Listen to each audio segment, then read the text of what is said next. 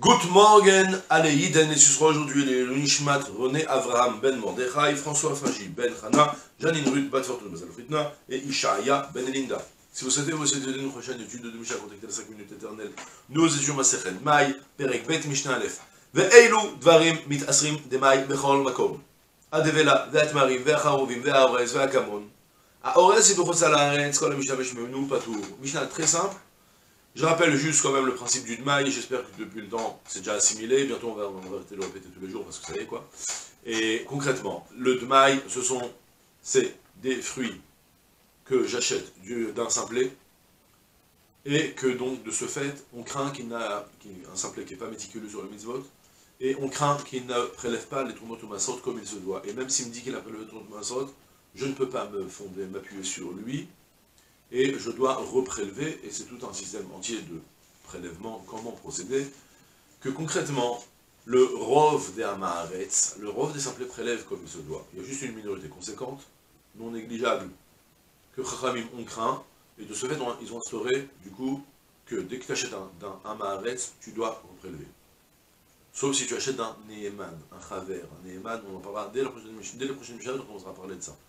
D'accord? Principe simple, très bien. Il y a maintenant, notre Michel va juste venir m'apprendre qu'il y a certaines espèces que si tu vas les acheter en Chutz Haaretz, tu vis au Liban, en Syrie, en Jordanie, en Égypte, et tu reçois certaines espèces, on a imposé de les reprélever, et donc tu vas au marché acheter des fruits, tu as imposé de reprélever parce que c'est des espèces qui sont spécifiques d'Eretz Israël, qui ne poussent pas en général à l'extérieur. Et si tu les trouves là-bas sur les marchés, probablement, c'est que leur provenance, elle est d'Israël. Et tu dois donc reprélever le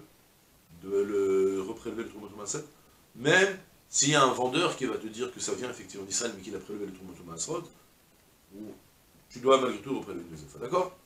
Ve'eilu dvarim mitasrim demai bechol makom.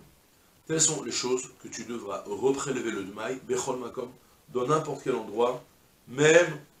Vous vous rappelez, on avait appris dans la Mishnah précédente les limites de Kziv, depuis Nachal Kziv, et tout le nord d'Israël. On avait parlé de Kibush, Olé Bavel, Olé Mitzrayim, Olé Bavel, donc de Kziv là-bas, de la limite supérieure d'Israël. Tu étais dispensé de prélever, le demaï en général, mais ces espèces-là, si tu les trouves au marché, tu dois les prélever. Quelles sont ces espèces? Alors, Advela, l'Advela c'est une sorte de figue sèche. Il y a plusieurs sortes, faites attention, on a eu les bnot chouar, on a eu les bnot chikma, on a eu la dvela, je ne sais pas exactement les différencier pour nous, des figues c'est des figues, qu'en général on ne mange pas tellement qu'il y a des vers là-dedans, mais bon, concrètement il y a une nuance, c'est les dvela.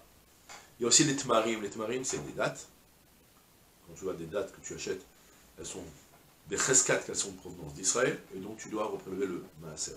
Ouais, on parle spécialement des limites. Des limites qu'on a évoquées dans la Mishnah précédente, donc. Ve'acharuvin et le caroubier.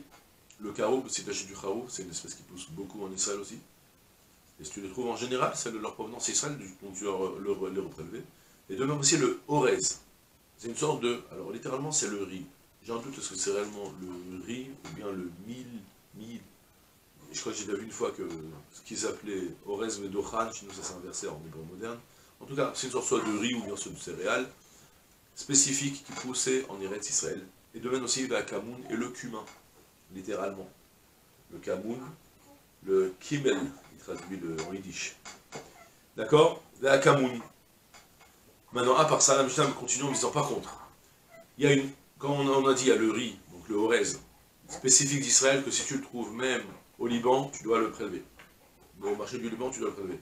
Mais il y a aussi une sorte de blé, de orez qui ne pousse pas en Israël, qui est bien connu pour être du orez chez le Chutz Haaretz, le riz qui est présumé provenir de l'étranger. Alors lui, dans ce cas-là, tout celui qui va l'utiliser et qui va le consommer, il sera dispensé de le reprélever, parce que dans ce cas-là, tu dis, ben écoute, c'est pas une espèce qui est censée pouvoir en Israël, même si concrètement c'est possible que tu le plantes et qu'il pousse en Israël. Mais c'est pas quelque chose qu'on cultive en Israël, donc Minastam, il ne provient pas d'Israël, donc tu n'es pas obligé de le prélever, même lorsque tu vas l'acheter cette fois-ci dans le marché d'Israël. D'accord? Voilà, c'est tout pour aujourd'hui. Je souhaite une journée pleine de Hatzlacha, Kol Tov, Salah.